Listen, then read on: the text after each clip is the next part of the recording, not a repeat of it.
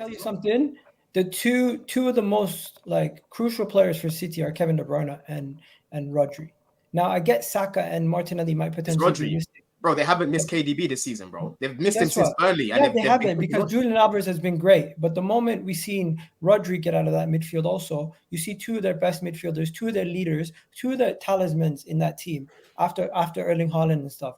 But let's be honest, that those two guys don't get spoken about enough. They're going to be a massive miss for this kind of game. We keep talking about Saka potentially missing. We keep talking about Martinelli. We keep talking about mentality. If there's any more mentality monsters than Rodri scoring Champions League final scores, constantly doing it when it needs to be done, Kevin De Bruyne has been the main man in every single Man City win versus Arsenal. I think he scored every single game. And we're not even talking about him not being there as if it's going to make your team weaker. It's crazy to me. I want to delve into that point a little bit because I saw this stat got shared earlier. I think, Rory, it was you actually that shared it about Haaland this season.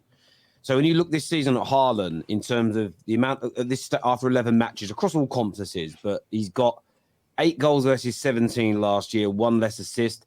His XG is down. His goal conversion rate has dropped by 20%.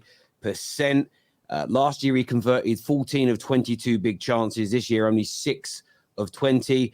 And he's I think that's his scoring frequency is per minute. He was scoring a goal every 54 minutes. Now he's only scoring one every 120 minutes. Is this just a player that hasn't quite hit his form yet? Or is this somebody that is struggling because you don't have the same level of creativity in the team? And can Arsenal exploit this? No. If his overall... no. If his overall... Yes, sure. Let's wrap it up. Close the door. It's a no. If his overall play was poor and he was playing poor in general and he wasn't getting chances, then I would be concerned. But he's missing chances. Yeah, that's not in doubt. There are some chances that he should have been finishing like better. But his overall play is still really good. Like, he still does the job. He's getting double, sometimes triple marked this season, and people wonder why he's not, getting as many chances or scoring as often. Yeah, his finishing has taken a very temporary dip, but he is still the top scorer in the Premier League this season with 8 goals. He is still playing well overall. He is still creating space for the runners, and I actually think that is the attribute which is going to be the most beneficial in the Sunday game. If City play well, it will be fundamentally because Haaland has created the space for midfield players to operate. I know, but just correct me if I'm wrong as well. Didn't Haaland score 2 hat-tricks by that point last season? I think he scored a hat-trick. Yes, was it West Ham? And it was another team. And Forest. Thank you, Lewis. He scored 2 hat-tricks already. 10 games in last season? Yeah. Mm-hmm. Yeah, he's only got the 1 hat-trick this season. So I stations. Only, And I think one of the things key words that Terry said is that the quality of the chances. I actually believe that the quality of the chances provided to him this year, you can do the XG and you can say, yes, he should have scored that. But I thought the quality of the chances that he used to get last year is better than from De Bruyne, actually from Gundogan as well. I think Mahrez started the season on fire. If I'm not mistaken, Mahrez started the season very well and then he dropped and then Bernardo came to the right side. I think that the players around him are different. They still have time to get used to him as well, because I've seen him make runs and he's not being played with that runs because it's still there's still new players. But Haaland is kind of a striker now that we need to start asking a little bit of questions. If you have a player on the pitch, and I said that to Nobbins the other day when we were doing preview, if you have a player that is touching the ball 14 times and another player that is touching the ball 140 times, if it doesn't work, you start asking questions. If the team is winning and everything, you lost the last 2 games without Rodri. He didn't score, right? If he doesn't score again and he still touches the ball only 14 times and your team is struggling, I think questions have to be asked. Okay, how are you using him? I don't agree because of what I said about what he offers without the ball. He doesn't need to touch. So you're doing a Nunes thing. So Nunes, Liverpool chaos. He creates chaos. I don't know about Nunes, doing the same thing? I don't know what the Nunes argument is. Haaland doesn't have to touch the ball in order to influence the play. I just told you that sometimes he's double marked or triple marked. What does that mean? It means a space somewhere else on the pitch to be exploited. So Haaland existing on the pitch is doing his job by virtue of him being a magnet. two other players. But I and was being defenders. told he's the number 9 that will get the goal. So now the narrative but is He's not changed. going to. He's the top scorer in the Premier League. What do you mean? Yeah, Get the... but he can do both. That's the beauty of it. That's the reason why you've got to double or triple mark on him. Because if you don't, he will get the goals. And sometimes if you double mark on him, he'll still get the goals. He'll still get a hat trick. So I think Saliba's got his number. I'm actually not, and this might come back. This might come back to bite me, but I genuinely think Saliba's got his number. I'm more worried about Alvarez, if I'm honest, than Haaland. Like the way he said it, guys, Haaland's brace is coming. You wanna know something? The way he said it, bro. did Saliba The play last- well? the last game Am I against misremembering? The last game against Wolves, the way that Craig Dawson just followed him around the whole game. Has that happened before? Have you guys seen that consistently for this whole season? Or how? Rudiger What, happened being last year. marked? Yeah, being man marked for the whole game. He's man marked nearly every single game, Yeah, normally he's by man-marked multiple all the time. players. But most of the strikers most of the good strikers in the history of football have been man marked. And there are lesser quality strikers. Like I don't want to mention names; people are gonna go crazy. But some really top strikers, they were man marked because I remember Filippo Inzaghi, who is maybe the quality on the ball isn't elite, but his movement is great. Jose Mourinho used to say you have to mark the man 90 minutes because you sleep one moment and he's on goal. So all the strikers used to be man marked. This is not an excuse. Yeah. Can we go back a second? Rory, when you say you think Saliba's got his number, deep that for me. Like, explain that to I want to understand why and what, if that's okay. So particularly we saw it first in the first game at the Emirates last season. Obviously, Saliba didn't play at the Etihad, but the first game at the Emirates last season, where at that point Saliba was still pretty fresh to the Premier League, we saw glimpses of Haaland really just not knowing what to do against Saliba. And then at the Community Shield game at Wembley, I think Haaland ended up having 9 touches, and the one opportunity he ended up running kind of at or alongside Saliba with the ball, Saliba caught up with him, and Haaland turned away and went back to played it back the other way. So I feel like Saliba's strength, speed, and reading of the game is a massive issue for Haaland. So if Saliba can pocket Haaland, whatever term we want to use, does that mean that Gabriel's a massive liability then? Because Haaland was one of our best players at the Emirates, so why wasn't he kept quiet? No, I don't think Gabriel's a liability. I think we struggled on a number of things. I think Tomiyasu struggled that game. So there were elements either side of Saliba that didn't work perfectly. I actually think, generally speaking, Gabriel is relatively good against Haaland as well in terms of aerial battles. But a defence is more than just one player. And so, of course, if you can work the ball around and avoid Saliba, then it'll work. But I didn't think Haaland scored against Arsenal at the Emirates, but I didn't actually think he had that good of a game, if I remember correctly. I mean, he was integral to our game plan because we went long. If anything, he was I thought he our played most important fantastic. player. Yeah, he was one of our best players that day, I thought. It was I a don't different. Actually, It was different. if I can remember, he was the key actually to bypass the Arsenal press. He was. Yeah. He was that's the my one, point, yeah. and I remember I did the match reaction, and we saw that Haaland, that first touch, he went Kevin De Bruyne right behind him, that long ball, and he held Saliba behind him. That was I thought that was the play of the game. That was the Etihad, and that was the Etihad, and it was Rob Holding, not Saliba. Yeah, But there were similar movements at the Emirates, I think, is the overall point. there were similar movements. If we're not mistaken, at the Emirates, we gave you the ball for the first goal. The second goal, we gave you the ball again. So it was individual errors. It wasn't a situation where Erling Haaland was having a fantastic game. But it's So not I just don't about think individual I don't goals think and Rory's moments. It's about too an far overall off. game plan and overall strategy, and Haaland was instrumental to that. You know what it comes down to? You guys capitalized on the mistakes that we had. We had opportunities against you also. We just didn't capitalize. You had similar chances, I think, in the game at the Emirates, but you guys were much more clinical. And by the end of the game, it was down to our mentality. So this is where I agree with you guys to the mentality thing. We definitely need to show the mentality that we can actually do it before we start sitting here and saying crowning ourselves champions anytime soon. But hey, this is why we play football, because these opportunities come and you have to take them. These players haven't been able to take them the last couple of times we played City. I think, as you guys said, this is the best opportunity for us to do it. And Erling Haaland, without the creativity around him, he gets different types of chances. And the chances that he's getting now with Julian Alvarez and these other guys around him are not as clear cut as before. They're almost some of them are half chances, where before it was being put on a plate in front of the goal and he was just tapping it in. So here's the problem then. Here's the problem for you guys. So you might be right on what you're saying. So then what do? Do you say, Okay, well, just like one man mark him. Do you have two man marking? Because what you're saying is we're not really creating too many chances for Haaland at the moment. So you're just going to leave Haaland one on one. No, not the same quality of chances. You're still creating chances. Yeah, okay, same quality of chances though. But if we're not creating quality chances for him, are you just going to leave Haaland one on one? No. You still have to man mark Haaland. It's just how are you gonna defend as a team is going to be different. Where before you had Kevin De Bruyne, who's another X factor player you got to worry about. You even have Rodri, who's a goal threat from midfield lately.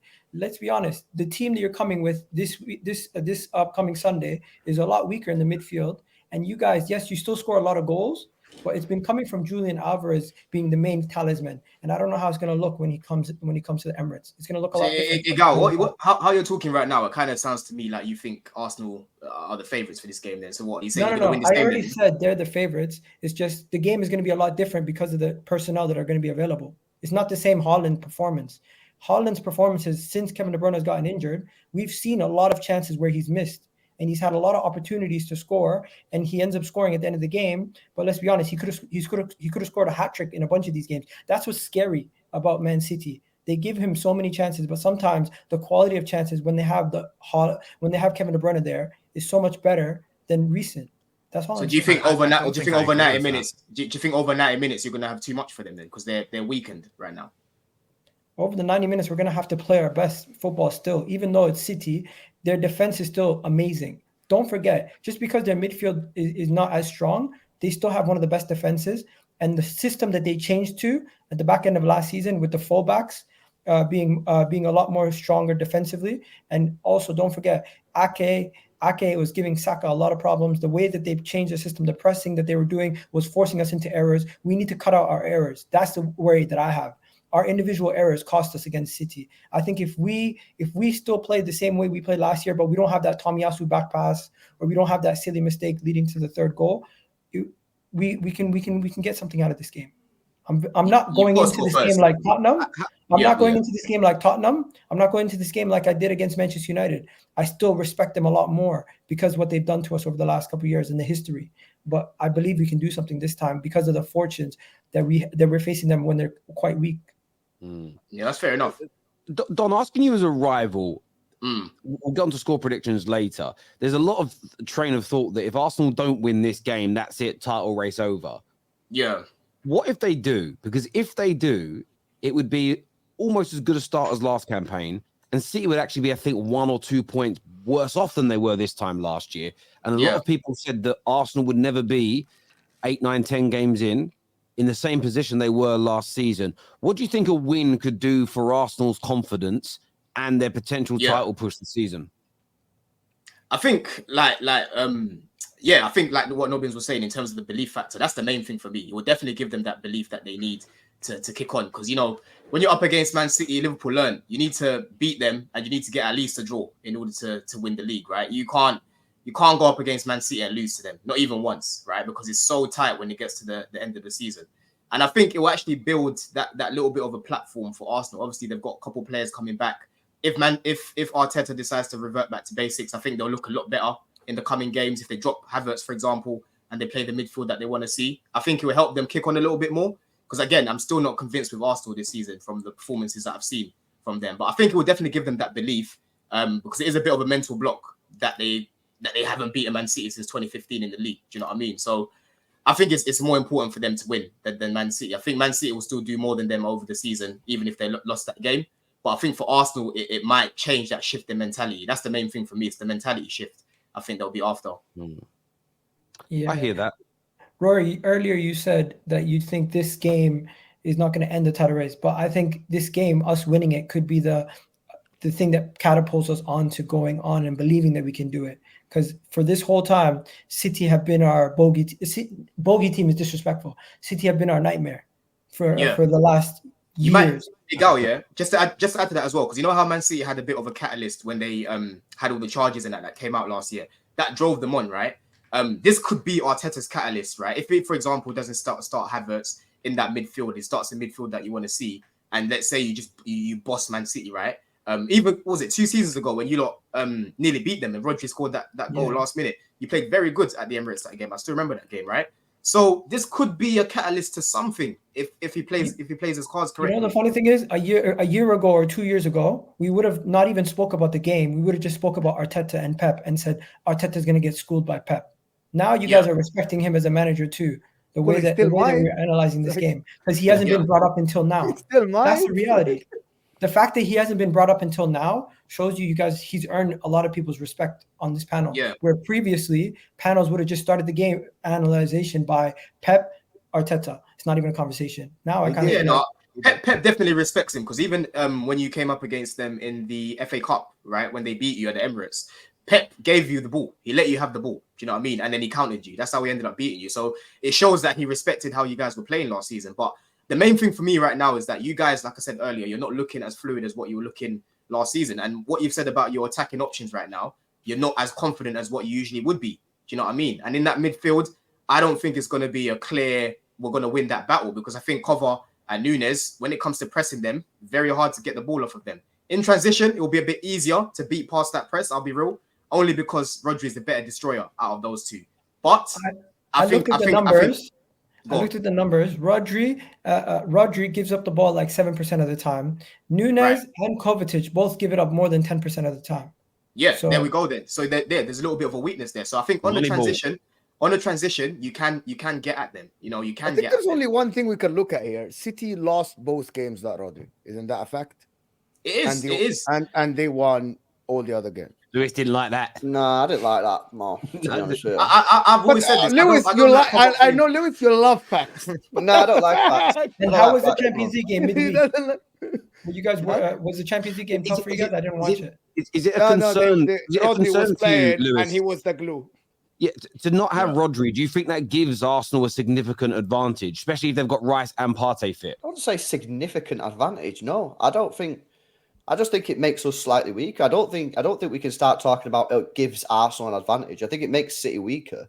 I don't think it gives them an advantage, though, especially not a significant advantage. You know, look, Kovacic is a fantastic football player, very experienced, been around the game a long time. He knows exactly what he's doing, you know, and whoever he plays next to, it could be Bernardo Silva. You know what I mean? Bernardo Silva and Kovacic, that's not a bad midfield too, by the way. Do you know what I mean? That pivot, I'm sorry, tactically, that pivot, if Arsenal play the right midfield, they will be all over you, man.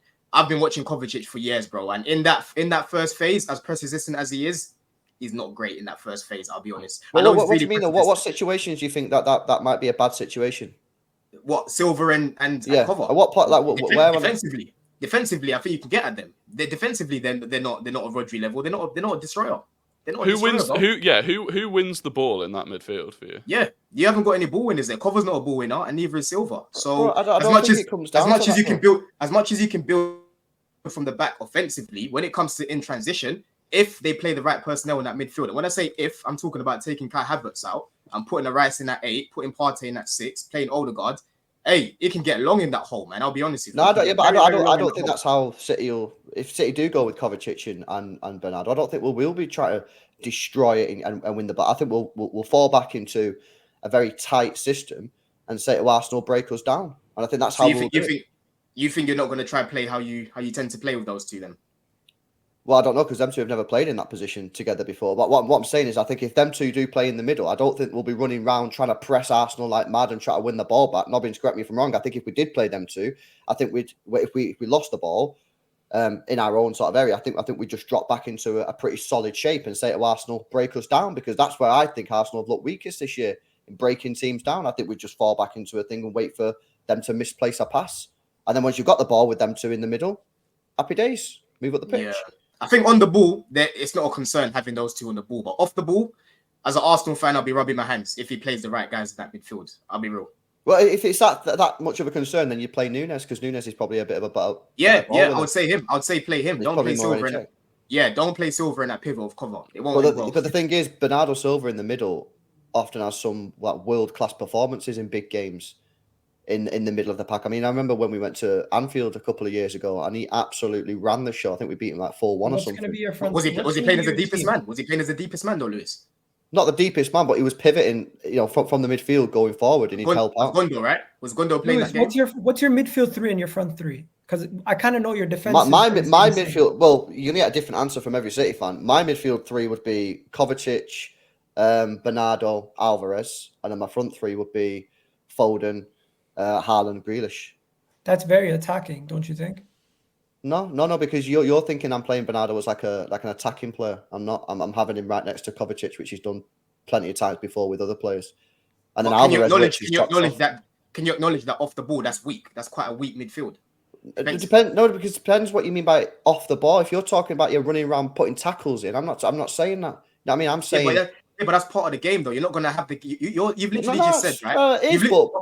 Wait, let me land my point, bro. You've literally just said, right? If you play those two, you're probably gonna let Arsenal have the ball. Is what you literally just said, right? Yeah. So if you're letting Arsenal have the ball, that means that defensively they're gonna have to get into a shape and actually protect that back four, right? Because if you don't, and you've got Odegaard in that hole, we know that's his main. Do you know what I'm saying? If when that cut gets cut back to Odegaard, it's going in.